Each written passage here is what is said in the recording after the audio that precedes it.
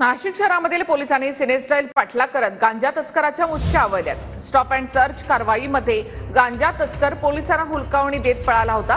पोलिसांच्या एका पथकाने त्याचा पाठलाग केला आणि त्यावेळी पोलिसांची इतर 5-6 वाहनं देखील त्यांच्या मदतीला आली। नाशिक शहरामधील रस्त्यावर मध्यरात्री हा सगळा सिनेस्टाईल थरार सुरू होता।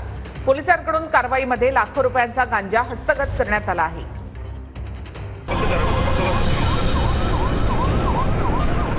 नाशिक शहरात मंगळवारी मध्यरात्री पोलिसांनी एका कारचा तासभर नाट्यमय पाठलाग केला आणि नाशिककरांना पिक्चर मधल्या पाठलागाची आठवण झाली। पाठलाग सुरू होता मुंबईची नोंदणी असलेल्या एका कारचा। ही कार आडगावात पोलिसांनी अडवण्याचा प्रयत्न केला, मात्र कार थांबली नाही।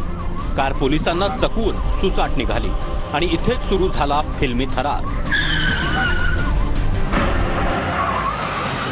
कारनं हुलकावणी दिल्यानंतर पोलीस अलर्ट झाले। नाशिकमधल्या सर्वच पोलिसांच्या गाड्यांना संदेश पाठवण्यात आले आणि कारचा पाठलाग सुरू झाला। नाशिक शहरात आडगाव, द्वारका युटर्न, अमरधाम युटर्न, के वाघ कॉलेज ते चक्रधर स्वामी मंदिरापर्यंत पाठलाग सुरूच होता।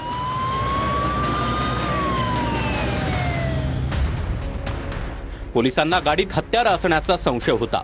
गाडी धुळ्याहून आली होती आणि नवी मुंबईकडे जात होती। पाठलाग सुरू झाल्यानंतर नाशिक शहरातील इतर पोलिसांची 5 ते 6 वाहनं मदतीला धावली। सिनेस्टाईल पाठलाग करत पोलिसांनी ही गाडी अडवली, मात्र हत्यारांच्या जागी गाडीत निघाले गांजा तस्कर।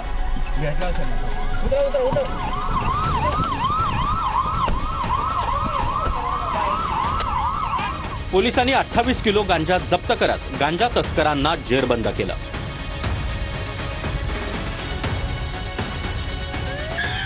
पाठलाग सिनेस्टाईल झाला। नाशिक पोलिसांची सतर्कता समोर आली। पोलीस आयुक्त संदीप कर्णिक यांनी पोलीस उपायुक्त किरण कुमार चव्हाण आणि नाशिक पोलिसांच्या धाडसी कारवाईचं स्वागत केलं।